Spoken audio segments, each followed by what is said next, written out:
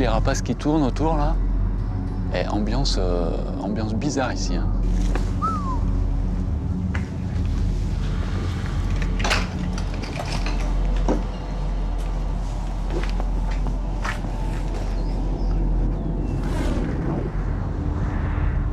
On appelle cette île Gunkanjima, ça veut dire l'île navire de guerre, on l'appelle aussi l'île silencieuse. Alors ça c'est gigantesque. Là les appartements, il y avait tout ce qu'il fallait ici. Les tatamis, regarde.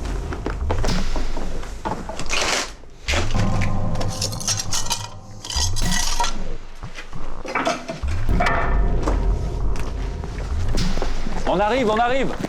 Alors qu'est-ce qui s'est passé ici? Ils ont trouvé du charbon à la fin du 19e. Ils ont construit des immeubles. Et dans les années 60, il y a 6000 personnes qui habitaient sur l'île. C'était à l'époque la plus grosse densité de population au monde. 72 là. Ah ouais. Une année avant que les gens partent. L'île a été complètement abandonnée. En quelques mois, elle s'est vidée parce qu'ils ont décidé d'arrêter l'exploitation de charbon sur l'île.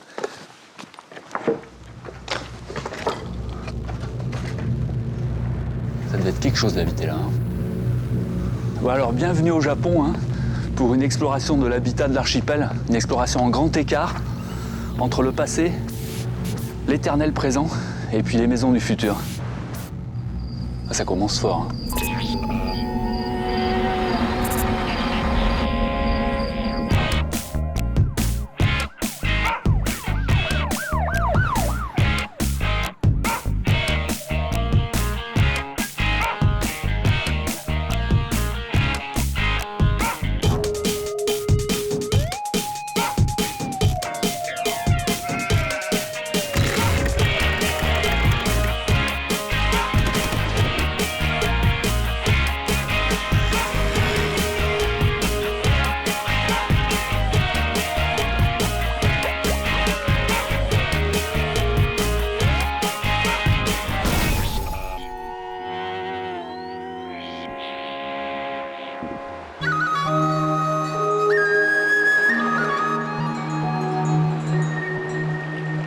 On m'avait dit, au Japon, il faut commencer zen.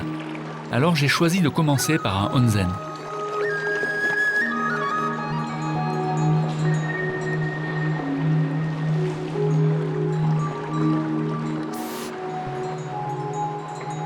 Ici, c'est un des plus vieux onsen du Japon. Les onsen, c'est les sources d'eau chaude, sources thermales.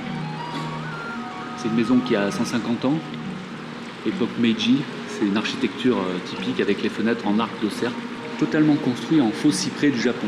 On appelle ça le hinoki. Un bâtiment magnifique.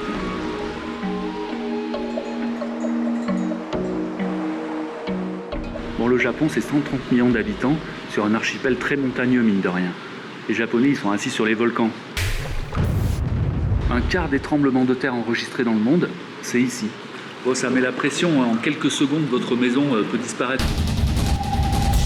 Il y a des villes qui ont été complètement rasées, bombardées pendant la Deuxième Guerre mondiale. Il a fallu tout reconstruire. J'ai parfois l'impression qu'ici, on construit les maisons où on peut et comme on veut. Mais à voir.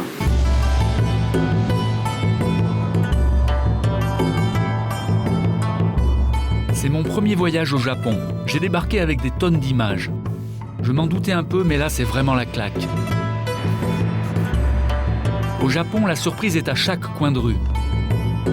Parti de l'île abandonnée de Gunkanjima, je commence mon exploration des maisons japonaises au sud de l'archipel, dans l'île de Kyushu.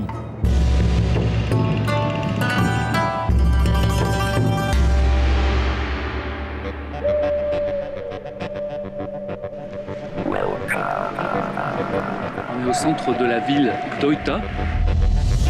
C'est un quartier qui paraît tout à fait classique, mais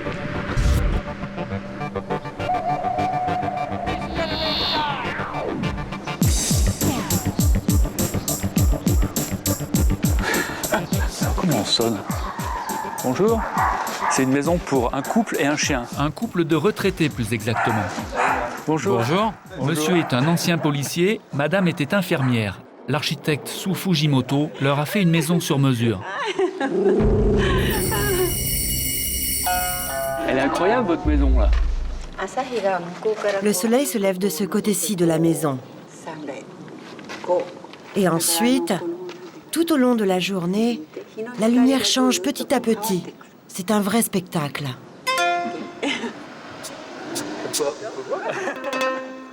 Je suis curieux, moi, mais elle est extraordinaire cette maison. Alors j'ai envie de voir.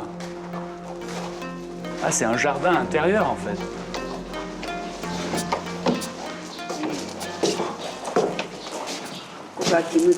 Le matin, je viens prendre mon café ici, sur cette petite table. Ouais. Je suis dans un bain de soleil. C'est vraiment très agréable. Ouais. Quand moi j'ai vu les photos de votre maison, je pensais que c'était un jeune couple japonais qui vivait à l'intérieur. Tout le monde nous dit ça. Mais Vous savez, tout le monde est surpris de voir qu'on ait cet âge. vous êtes très jeune, hein, c'est pas ce que j'ai voulu dire, vous êtes très jeune. Souvent, les gens sont intrigués quand ils nous voient dans cette maison. Mais en fin de compte, ils admirent ce que nous avons fait. On visite l'intérieur d'abord ou... Ouais. Au Japon, même les classes moyennes font appel aux architectes pour construire leurs maisons, parfois vraiment expérimentales. C'est dedans, t'es dehors, et ça y est, ils ont complètement cassé le cloisonnement, l'idée de la boîte classique, quoi. C'est une sensation géniale ici. Hein.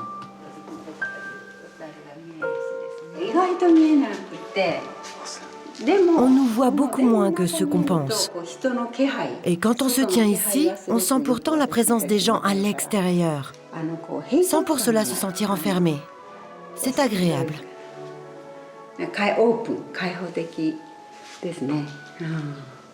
Ça fait trois couches, quoi, 3 volumes, 3 boîtes, l'une dans l'autre. Oui, c'est ça, ça fait 3 modules emboîtés les uns dans les autres.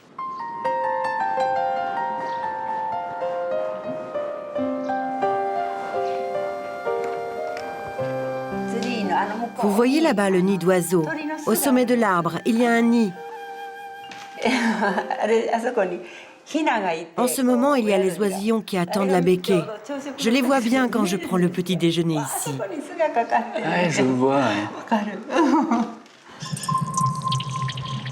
On se sent bien dans votre maison. Alors, je regarde, moi, ça c'est votre chambre là? Je peux regarder?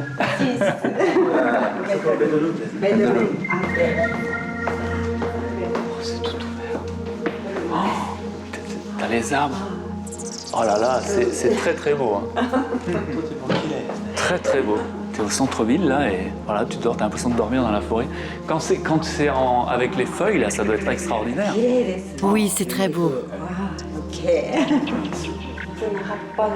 En ce moment, avec le printemps, les feuilles grossissent de jour en jour. Regardez ces petits bourgeons. Je les observe le matin quand je me lève. C'est très agréable. En habitant dans cette maison, on sent qu'on fait partie de l'univers, si j'ose dire. Le fait de voir le ciel nous apaise. Et comment on fait pour laver les vitres là? Comment vous lavez? C'est vous qui faites le ménage là-haut? C'est pas possible. C'est vous qui faites le ménage? C'est moi, oui. C'est vrai? Oui.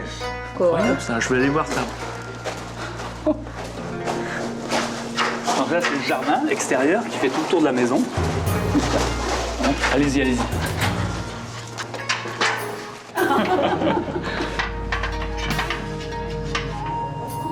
Incroyable, incroyable.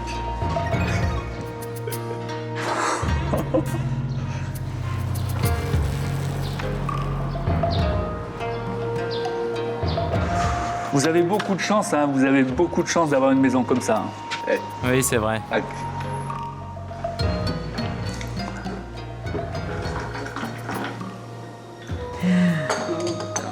Arigato. C'est vous ça? Oui, c'est moi. Un vrai bonheur cette maison. Je resterai bien un peu feuilleter les albums photos de Harumi. Mais j'ai encore beaucoup de merveilles à découvrir. J'ai entendu parler par exemple d'une chaumière, une chambre d'hôte incroyable, perdue au fin fond des montagnes japonaises.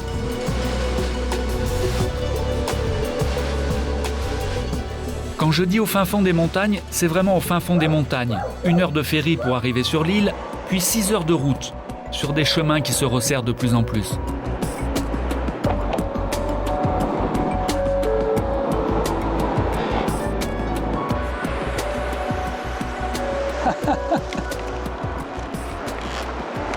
Bon, on est sur l'île de Shikoku. C'est une île qui est restée très à l'écart dans le Japon. Là, c'est un endroit vraiment historiquement un des plus pauvres du Japon. Ah, on est dans l'autre sens. On est en train de se faire... Là, c'est le haut-parleur parce que je prends le pont dans le mauvais sens. On refait ça, on revient. Ah, ok. C'est beautiful, hein? Ah ouais, c'est bon, hein? C'est beau, hein? Je vais voir une chaumière extraordinaire.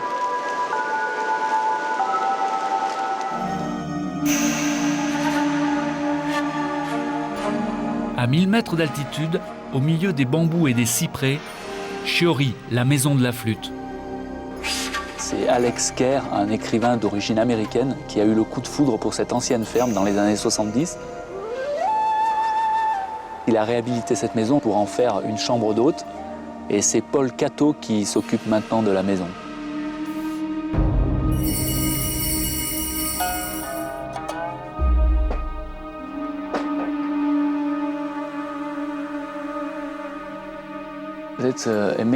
C'est incroyable la longueur de cette poutre.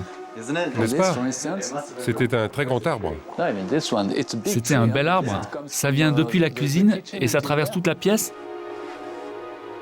Ce qui est intéressant, c'est la charpente qui est typique du Japon. C'est-à-dire que pour limiter la portée des poutres, il y a un système de poteaux. Parce qu'au Japon, on commence par construire les maisons en faisant un toit. Et on fait des poteaux, un toit, et ensuite, ça permet de ne pas avoir de mur et donc d'avoir ces cloisons mobiles, de laisser rentrer la lumière, de faire des parties modulables. On a un poteau ici, et donc 2 poutres dans ce sens-là, et ça coupe la portée de la 3e au-dessus. Ça permet d'avoir un grand espace dégagé. Qu'est-ce que c'est comme bois? C'est du sugi? Oui, c'est du cèdre, du sugi. Ah, ouais. Le plancher, c'est du pin, wakamatsu en japonais. Un bois plutôt rare. Avant, il y avait des cloisons ici? Oui, des shoji, ces fameuses cloisons mobiles. C'est vraiment modulable. Vous pouvez faire une infinité de choses. Il y a beaucoup de possibilités. Une petite chambre, tranquille, avec un peu de bazar. Les anciens pouvaient avoir la chambre ici ou là.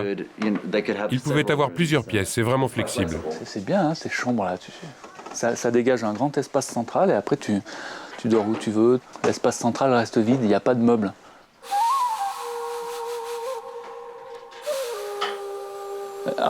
Quel âge a cette maison, vous pensez? Elle a probablement été construite autour des années 1720. 1720, ouais, c'est la période Edo, donc c'est quand même des vieilles, très très vieilles maisons.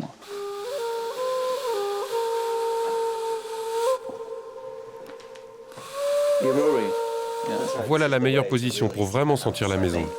Les maisons japonaises, elles sont dessinées pour ce regard sur le paysage. On est toujours assis comme ça, donc quand on marche en hauteur, on perd tout. Là, on a la vue sur le paysage. Quand on regarde, il y a la même distance entre les poutres et le paysage. Ça donne une sorte de symétrie, je trouve. On se trouve à mi-hauteur des cloisons mobiles, des shogi.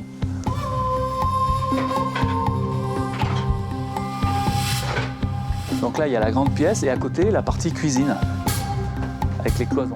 Shogi, hein. C'est le shogi, ça. That's right. Shogi.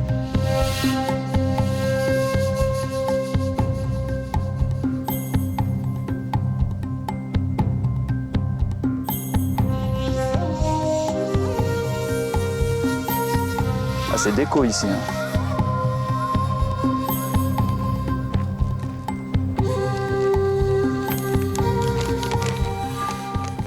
Le toit en chaume, c'est une herbe locale? Oui, c'est du chaume. Vous voyez, c'est la plante qui pousse là-bas, cette sorte de paille. En japonais, on l'appelle tsusuki quand elle pousse. À l'automne, on coupe cette herbe et elle sèche pendant l'hiver. Au printemps, les gens se rassemblent pour réparer les toitures. Chaque printemps, vous savez que les gens du village vont venir vous aider. C'est une forme d'entraide collective. Cette année, on va remplacer ce toit, l'année suivante un autre. Et personne ne se fait payer, parce qu'ils savent que ça change. Ouais, quand ça sera leur tour, ils auront du monde pour venir les aider.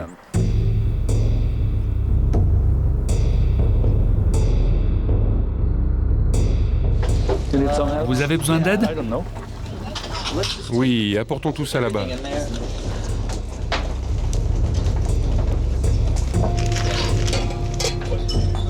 Pouring out of the sabotage. I thought, oh, it's a little cedar landed on it, and it's just starting to get fire. Mas? Oh, we just need 2 fires. Is what we need. L'altitude et le feu, là, obligent à un retour à la vie communautaire et multigénérationnelle, parce qu'il fait froid. Toutes les maisons du secteur ont le même genre de feu à l'intérieur? Si vous n'avez pas de feu, alors la toiture devient humide. Oui, ça condense. Très vite, ce n'est pas sain. Et la fumée du feu, c'est marrant, éloigne les petits animaux.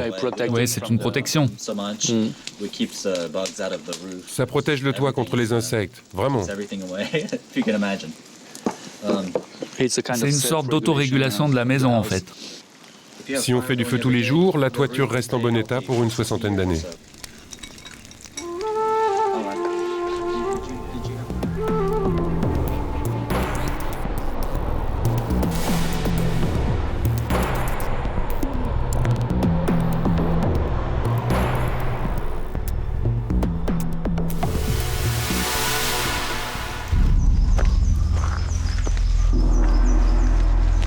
Il y a des arbres magnifiques là.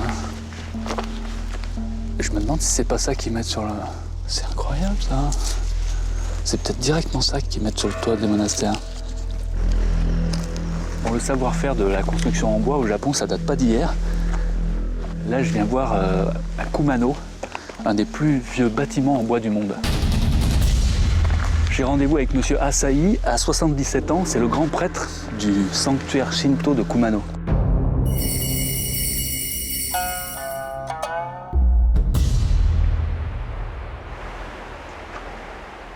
Il y a la déesse là.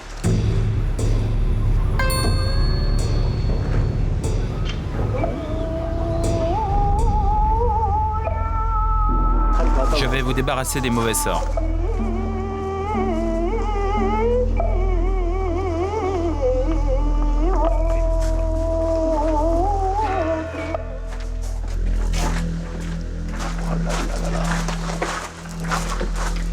On est au cœur du sanctuaire shintoïste de Kumano. Sakura. Oui, c'est un cerisier pleureur.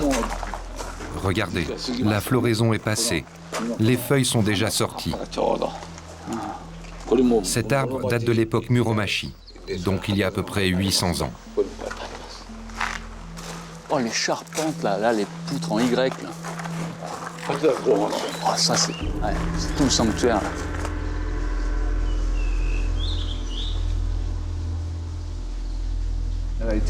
Là-bas, il y a l'autel de la déesse Izanami. On voit bien les 5 autels alignés. Le dernier, c'est celui de la déesse Amaterasu. Amaterasu, ouais, c'est la déesse du soleil au Japon.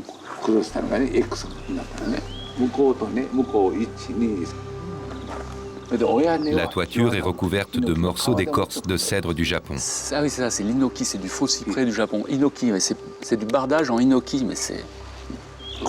On les fixe un par un. Cloué. C'est l'épaisseur, c'est... Ah.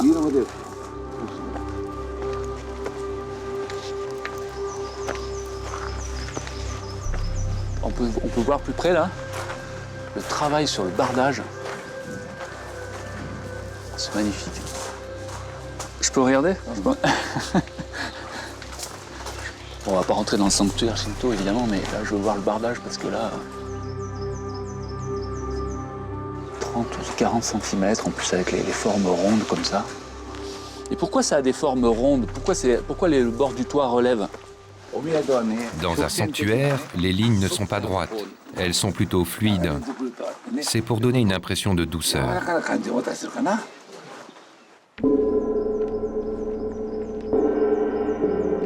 Si vous voulez, je vous fais visiter l'intérieur. Ah oui, je vois bien, ouais. Venez, venez. Là, on a une chance incroyable, c'est de nous faire entrer à l'intérieur du sanctuaire. Derrière cette palissade de bois rose, la partie la plus sacrée du sanctuaire. Elle est réservée normalement aux officiels et aux chefs religieux du shintoïsme.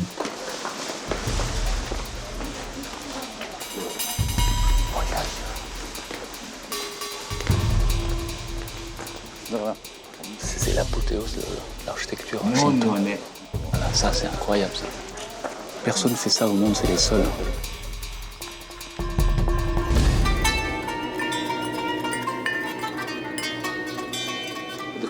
Ici, nous sommes dans la partie la plus ancienne du sanctuaire. Rien n'a changé depuis l'époque Muromachi, il y a 800 ans.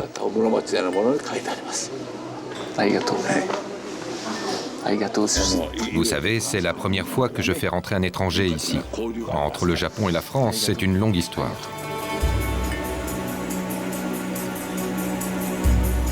Et il y a un autre étranger qui est venu ici avant moi, c'est André Malraux.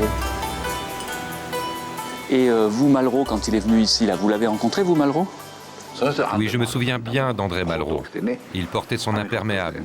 Immobile sous la pluie, il contemplait la cascade.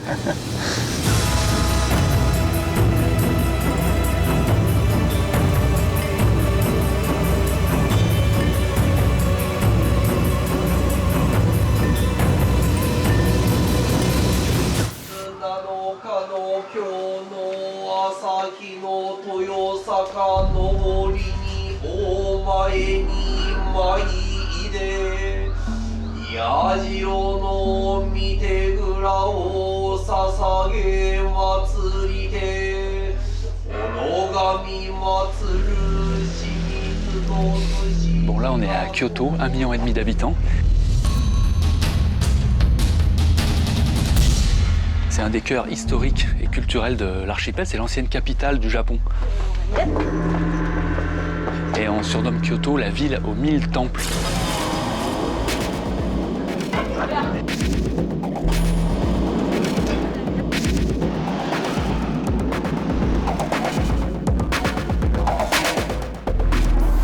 Ouais, ça c'est de la pub quand même, hein. Il faut savoir que c'est très beau, c'est très esthétique, mais c'est de la promo, c'est les sponsors qui donnent de l'argent pour le shintoïsme. Il y a des noms de banques, des noms d'entreprises, des particuliers aussi. C'est vrai que c'est beau, hein. Ça donne un effet, quoi.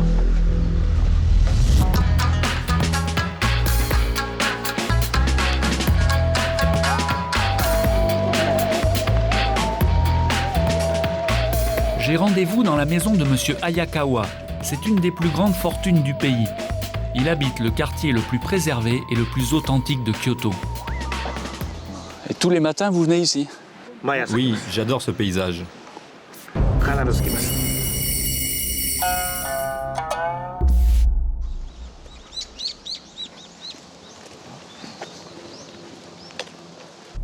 C'est beau toute cette mousse là.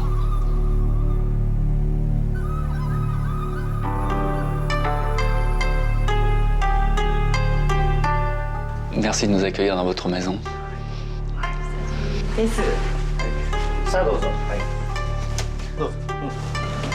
Aucun meuble, c'est tout vide. Oh.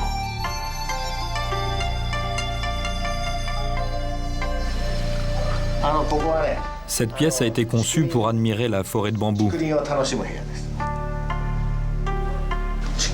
La forêt appartient au sanctuaire de la famille impériale, construit il y a 1200 ans. En règle générale, l'architecture japonaise réunit l'extérieur et l'intérieur. Tout est ouvert. Le jardin fait partie de l'architecture, et vice-versa.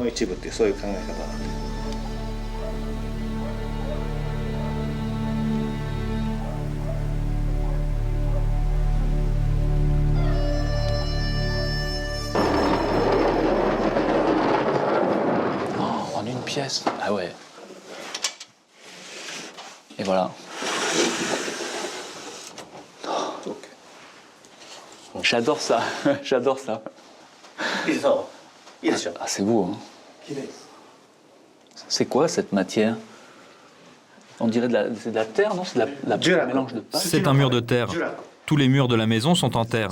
De la terre mélangée avec de la paille.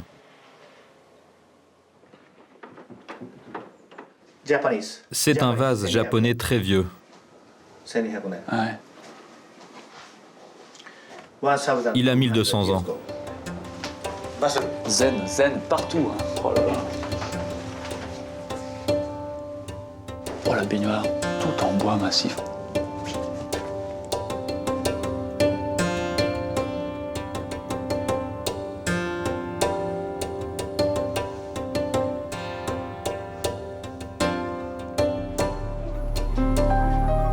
Au premier étage, il y a les chambres.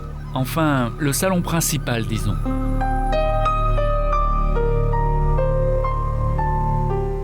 Et vous dormez où alors? Vous dormez sur des tatamis aussi? Sur des futons? Futons. Oui, on dort sur des futons, dans cette pièce.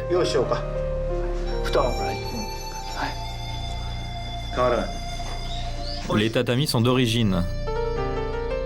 Ils ont 90 ans. 90 ans.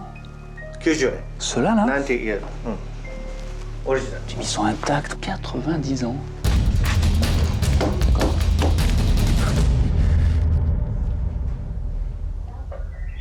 On m'a dit que la taille des pièces était déterminée par les tatamis. Oui. Il y a différentes combinaisons. Dans cette pièce, par exemple, il y a 10 tatamis. D'accord. Il y en a 3 puis 7 autour. Et du coup, c'est ce qui détermine la taille de la pièce en elle-même.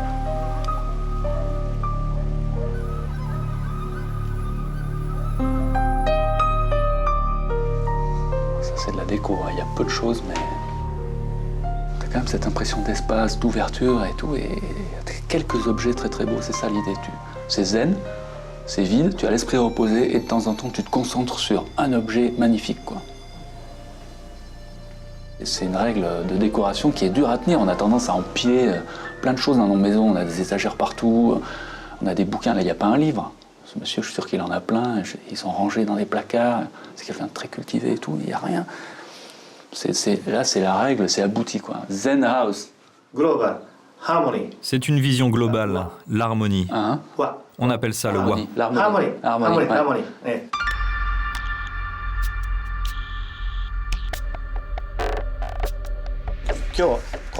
Cette partie de la pièce est la plus importante de toute la maison. Les cloisons coulissantes sont conçues pour jouer avec la lumière et l'ombre. Restez ici et vous verrez que tout va changer petit à petit.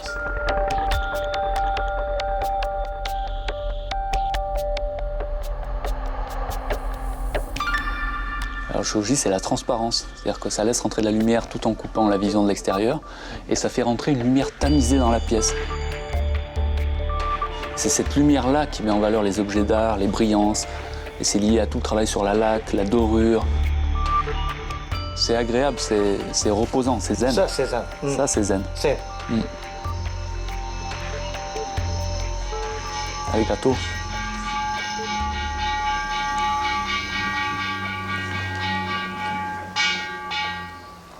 Yakoué, il est un peu speed parce qu'il attend plein d'invités là. Il est en train d'organiser un repas absolument incroyable. Dont le prix varie à peu près entre 7 et 10 000 euros par personne.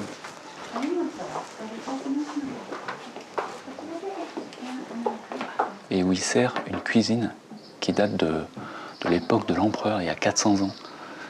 Et c'est aujourd'hui, et il nous a invités à ce repas. Je ne sais pas ce que ça va donner, mais j'ai un peu la pression là.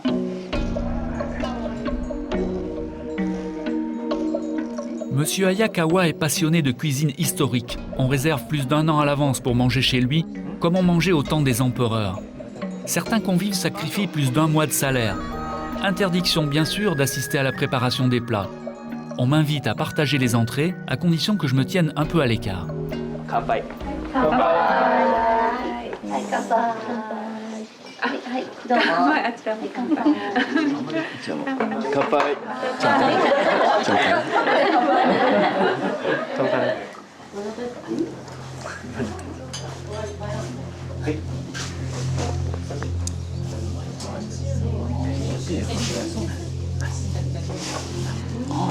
Qu'est-ce que c'est que ça? Arigato.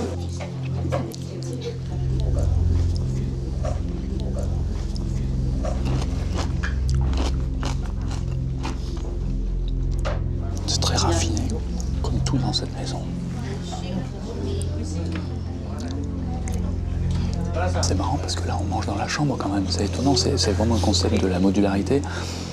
Une fois que tu as rangé les futons, la pièce devient pièce à vivre. Et tu manges dans la chambre.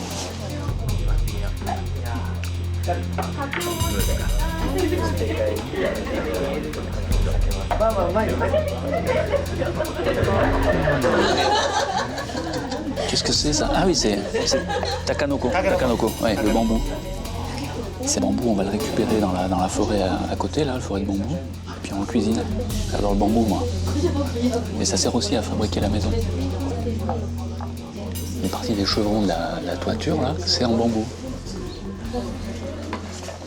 Après 2 heures de mise en bouche, c'est l'heure tant attendue des sushis. Qu'est-ce que c'est que ça?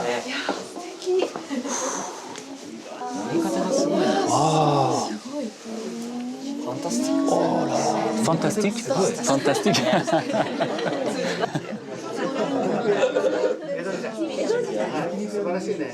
Thank you, thank you. Arigato.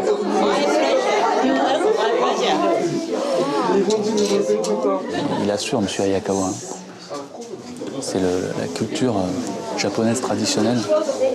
Il tient ça de main ferme. Que ce soit dans l'habitat ou la cuisine, c'est impressionnant.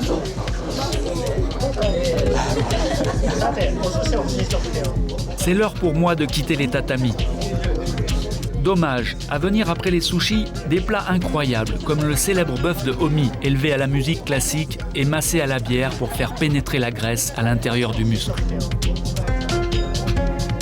Moi, je file sous d'autres cieux, les papilles encore excitées par ce cadeau gastronomique.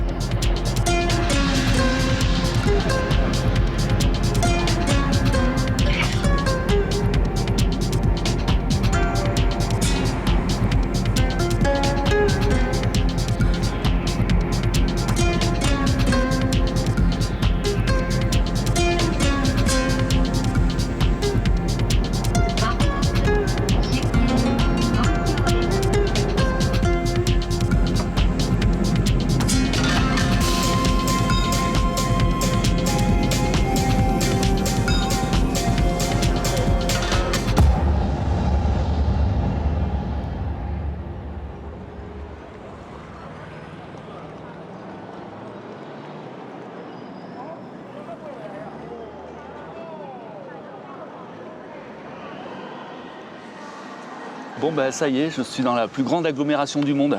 37 millions d'habitants quand même si on compte la ville ininterrompue qu'il y a tout autour de la baie de Tokyo.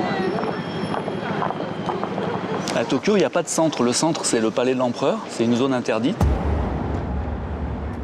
Et tout autour, un urbanisme anarchique, chaotique, un peu en vrac, avec des maisons qui sont très différentes les unes des autres.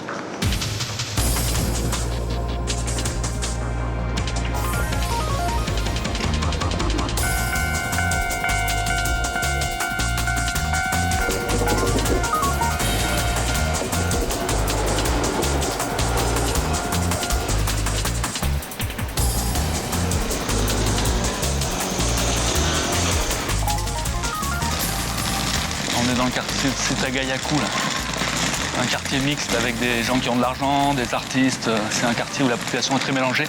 Il n'y a pas beaucoup de place, il y a des toutes petites maisons et il y a plein de gens qui habitent ensemble dans des sortes de condominiums, des immeubles collectifs. Ici, les maisons, elles sont entassées les unes sur les autres parce que le prix du terrain est très cher.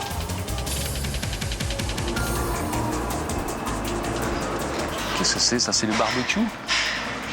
Qu'est-ce que c'est? Ah d'accord, c'est les poubelles. Hein. Elles sont clean leurs poubelles. Hein. Ah ouais. C'est du costaud. Hein. Même les poubelles sont clean ici.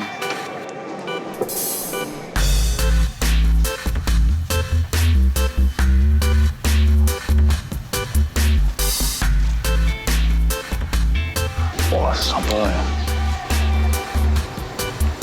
Et on est chez les cools, pas de problème. En bas, il y a des bureaux, et au premier étage, il y a des appartements. Ah.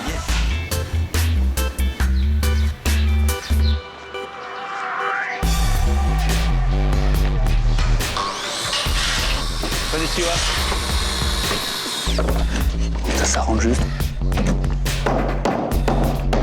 Ça va vite les chantiers au Japon. Vous savez, on aura monté le toit d'ici 2 semaines. Il faut venir chez moi construire ma maison, hein, parce que moi ça avance moins vite.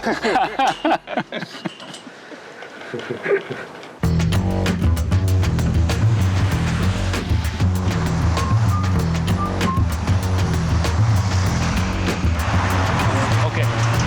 Arigato, arigato. Ah, ça bosse là. Chantier partout, hein. Ça construit vite ici, très très vite. C'est un labyrinthe de rue là. Hein. À Tokyo, je suis venu voir de l'ultra contemporain, du moderne, du high-tech. Ici, il y a des maisons vraiment délirantes. Par exemple, il y a eu la maison science-fiction. Voilà, qu'est-ce que c'est que ce truc là?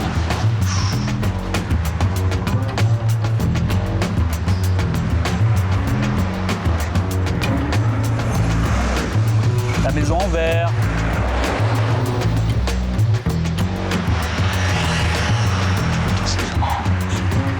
Ah là, c'est radical comme concept. Hein.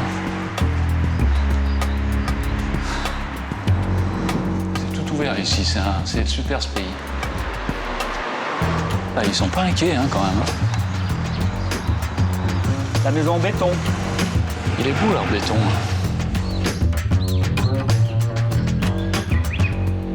Ça fait partie du terrain et ils ont laissé cet endroit pour que les fleurs de cerisier tombent par terre et que ça soit beau avec le béton. Voilà. Je vois que ça. Je vais de surprise en surprise. Et contrairement à ce qu'on m'avait dit, à Tokyo, on peut rentrer aussi par hasard dans les maisons. Coucou. Elle est bien leur maison. Vous avez une belle maison, hein? Vous nous faites visiter? Comment on rentre chez vous? Allez, venez. Faites le tour par là-bas. Ok. Arigato gozaimasu. J'arrive. Je suis là. Hello.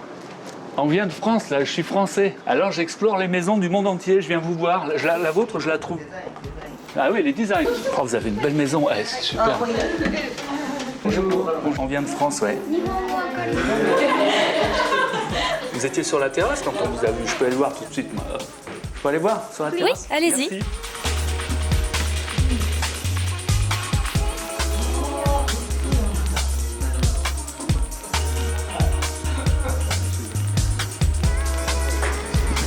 Hein? Oui. Ah oui, ils étaient là, tu vois. C'est vraiment agréable. Là-bas, alors qu'est-ce que ça donne là-bas? Malgré les apparences, le code de la construction japonais a des règles très strictes. Par exemple, on est censé ne pas faire de l'ombre à son voisin. En exploitant au maximum la surface au sol, l'architecte Junichi Sanpei a donc fait cette maison toute biscornue, avec de multiples ouvertures pour laisser rentrer la lumière. Ah bah ça y est, ils se sont mis à goûter là.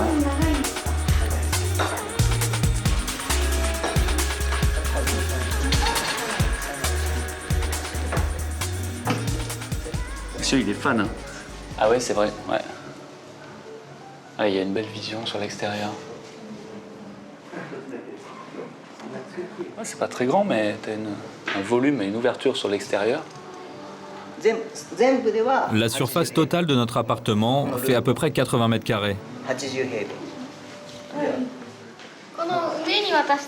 Nous habitons en haut et on loue les 3 appartements du bas. Apartments, d'accord. Il y a des rangements intégrés là, c'est quoi? D'accord. Ah oui. Ouais, secret. Secret. Ah oui, mais c'est ça le truc, c'est qu'ici c'est. Ça c'est zen. Ah bah si, voilà, là on ouvre les placards chez les japonais. Oh non, je refais. Ok, d'accord. Sorry.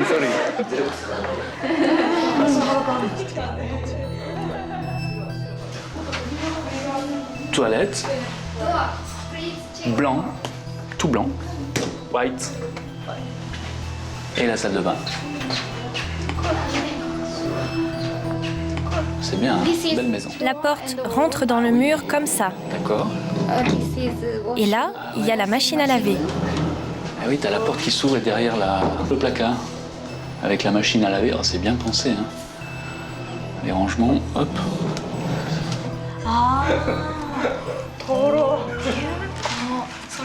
Ce que je préfère dans cette maison, c'est qu'on voit le ciel. Et ça donne une impression de liberté.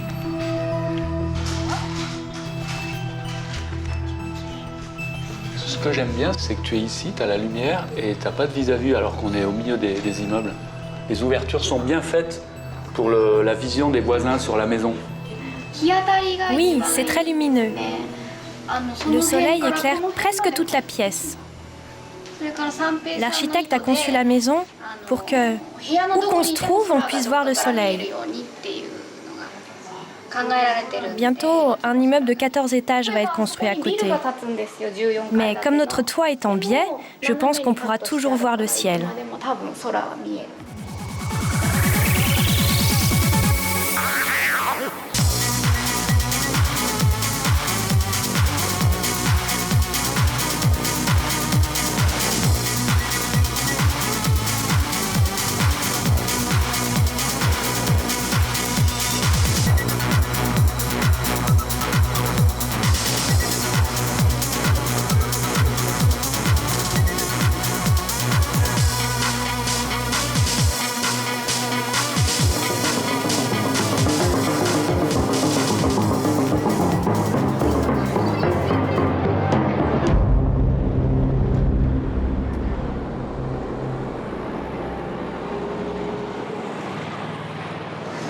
À Tokyo, on manque de place. C'est la plus grande densité de population au monde, la plus forte densité de population au monde, près de 6000 habitants au kilomètre carré.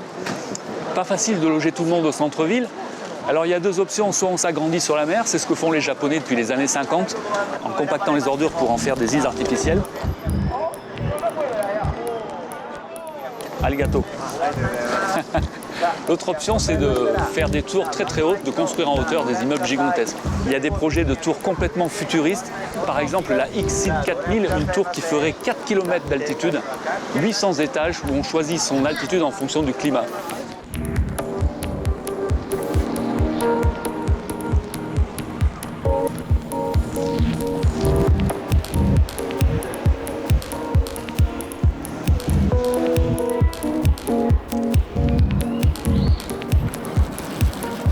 Monsieur Obayashi, à qui j'ai pas encore dit bonjour, lui, il a lancé le chantier d'une tour qui va faire 600 mètres d'altitude presque, c'est tellement elle monte haut. Bonjour, monsieur Obayashi. Bonjour. Comment allez-vous? Bien, merci et vous? C'est une belle journée, n'est-ce pas? Oui, il fait vraiment très beau.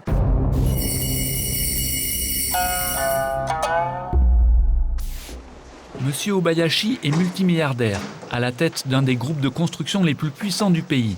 9000 employés, 900 chantiers en ce moment dans le monde.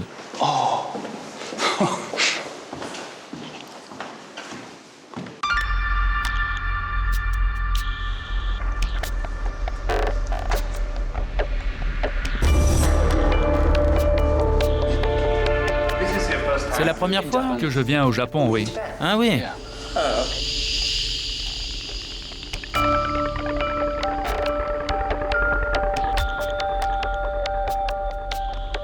Qu'est-ce que c'est que cette maison? Oh là oui. C'est fabuleux. Ok. C'est beau, hein? Ouais, c'est très beau. Les couleurs changent à chaque instant. Avec la lumière. Oui, c'est ça. C'est spectaculaire. C'est quoi ce matériau? De la céramique. Céramique? Oui, recouverte de platine.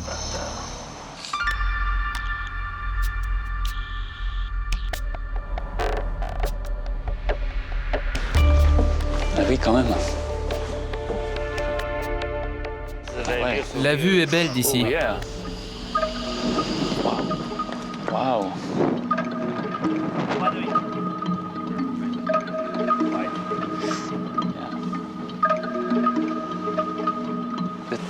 Je pense qu'il y a des gens qui habitent celle-là. Ici, ce sont des ateliers. Ça fait un contraste incroyable, c'est Tokyo, t'as vu là? La maison de tuiles en bois avec les tuiles vernissées traditionnelles. Et là, t'as un pur bijou dessiné par Tadao Ando, hyper contemporain avec matériaux de dingue.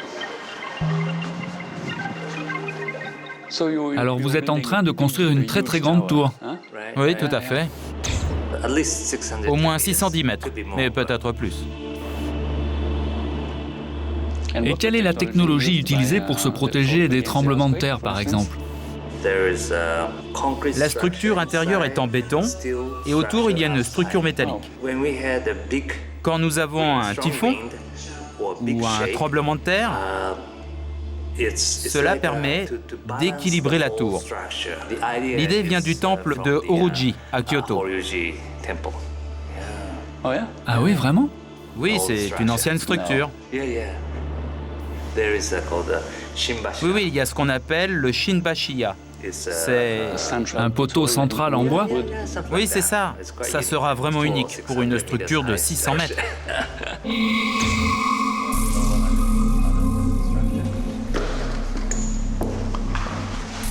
Trust me. Est-ce que je peux vraiment vous faire confiance? Oui, bien sûr. Ok, allons-y. C'est du verre industriel utilisé pour les télescopes. Les télescopes? Oui, c'est original. Ouais, c'est une seule pièce de verre. Et ça, c'est de l'acier poli. Ce miroir, il est incroyable. Très minimal. Ah oui, c'est pas du... Ok, yeah. C'est pas du verre, c'est de l'acier poli. Belle idée.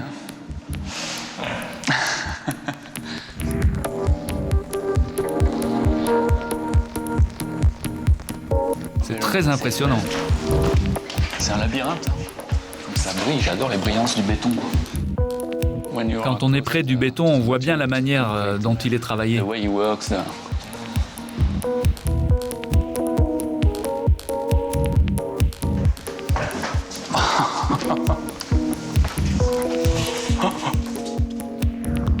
C'est classe. Ça, c'est top.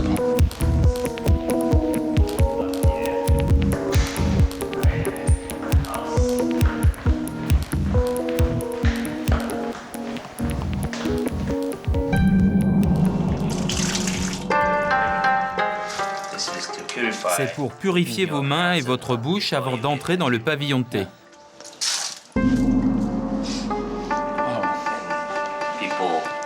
En faisant cela, cela veut dire que vous purifiez tout votre corps et ensuite vous pouvez rentrer dans le pavillon de thé. C'est un pavillon conçu pour 3 personnes.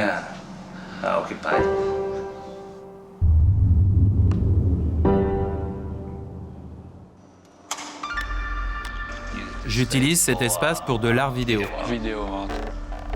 Pour finir la visite de cette maison d'exception, direction le sous-sol où M. Obayashi expose sa collection particulière d'art contemporain. Ah, c'est beau ça.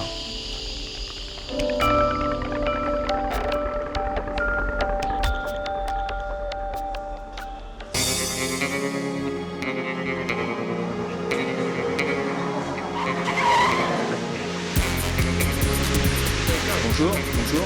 Dis donc, là, on est au mandarin oriental. Ça dépote. Hein. C'est sublime. Ah ouais. C'est un 6 étoiles quand même.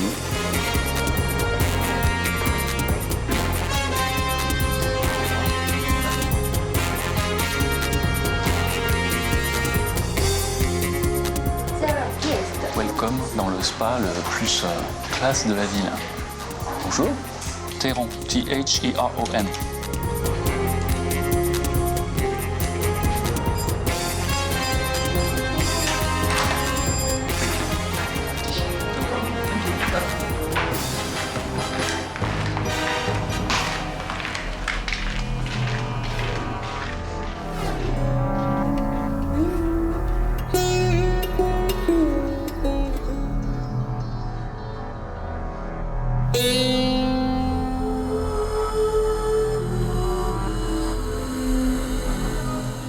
Épuisant cette ville.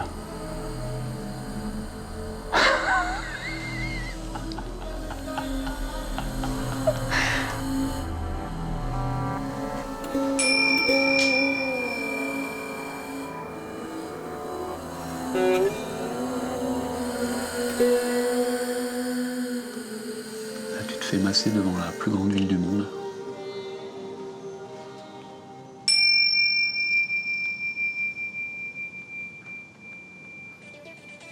J'espère que cette exploration de l'habitat japonais vous a plu. Voilà, je me suis occupé de vous, on s'occupe de moi maintenant.